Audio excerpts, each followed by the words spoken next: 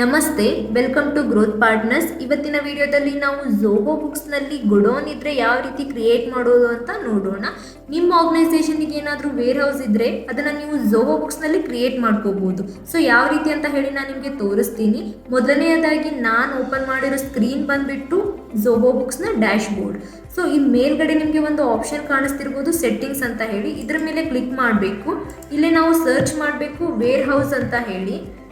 So ನಿಮಗೆ ಈ option show ಆಗುತ್ತೆ. ಇದನ್ನು ನೀವು ಕ್ಲಿಕ್ ಮಾಡಿದರೆ ನಿಮಗೆ ಈ ರೀತಿ ಒಂದು ಪೇಜನ್ನು ನಿಮಗೆ ಶೋ ಆಗುತ್ತೆ. ಆಲ್ರೆಡಿ ನಾವಿರೋ ಅಡ್ರೆಸ್ ಬಂದುಬಿಟ್ಟು ಆ ಲೊಕೇಶನ್ ನಿಮಗೆ ತೋರಿಸ್ತಿರುತ್ತೆ. ನೆಕ್ಸ್ಟ್ ಆ್ಯಡ್ ಲೊಕೇಶನ್ ಮೇಲೆ ಕ್ಲಿಕ್ ಮಾಡಬೇಕು. ನಾನು ನಿಮಗೆ ಹಿಂದಿನ ವಿಡಿಯೋದಲ್ಲಿ ತೋರಿಸಿದ್ದೆ, ನಿಮ್ಮ ಆರ್ಗನೈಸೇಷನಿಗೆ ಏನಾದರೂ ಬ್ರಾಂಚಸ್ ಇದ್ದರೆ ನೀವು ಬಿಸ್ನೆಸಸ್ ಲೊಕೇಶನ್ ಮೇಲೆ ಕ್ಲಿಕ್ ಮಾಡಿಬಿಟ್ಟು ನೆಕ್ಸ್ಟ್ ನೀವು ಬ್ರಾಂಚಸ್ ಡೀಟೇಲ್ಸ್ನ ಕ್ರಿಯೇಟ್ ಮಾಡಿ ಸೇವ್ ಮಾಡ್ಕೋಬೋದು.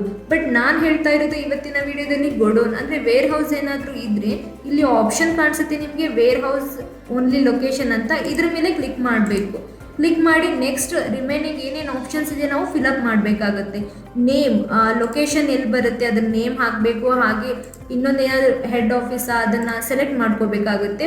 ಹಾಗೆ ಅಡ್ರೆಸ್ ಅದ್ರ ಡೀಟೇಲ್ಸ್ ಎಲ್ಲ ಹಾಕಿ ನೆಕ್ಸ್ಟ್ ಏನಾದರೂ ವೆಬ್ಸೈಟ್ ಇದ್ದರೆ ಅದನ್ನು ಕೂಡ ಹಾಕಬೇಕು. ಮತ್ತು ಇಮೇಲ್ ID ಹಾಕಿಬಿಟ್ಟು ನೆಕ್ಸ್ಟ್ ಲೊಕೇಶನ್ ಎಕ್ಸಸ್ ಇದನ್ನೆಲ್ಲ ನಾವು ಸೆಲೆಕ್ಟ್ ಮಾಡಿಬಿಟ್ಟು ಸೇವ್ ಮಾಡಬೇಕು.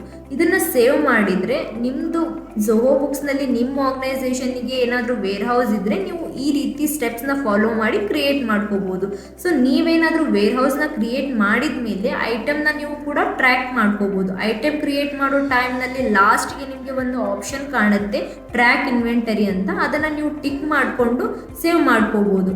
ಸೊ ನಿಮ್ಮ ಬಿಸ್ನೆಸ್ಸಿಗೆ ಏನಾದರೂ ಗೊಡೋನ್ ಇದ್ದರೆ ನೀವು ಕೂಡ ಝೋಹೋ ಬುಕ್ಸ್ನಲ್ಲಿ ಇದೇ ಸ್ಟೆಪ್ನ ಫಾಲೋ ಮಾಡಿ ಕ್ರಿಯೇಟ್ ಮಾಡ್ಕೊಳ್ಳಿ. ಹಾಗೆ ನೆಕ್ಸ್ಟ್ ವಿಡಿಯೋದಲ್ಲಿ ಏನಿದೆ ನಾನು ಇನ್ನೊಂದು ಫೀಚರ್ಸ್ ಬಗ್ಗೆ ನಿಮಗೆ ಎಕ್ಸ್ಪ್ಲೇನ್ ಮಾಡ್ತೀನಿ.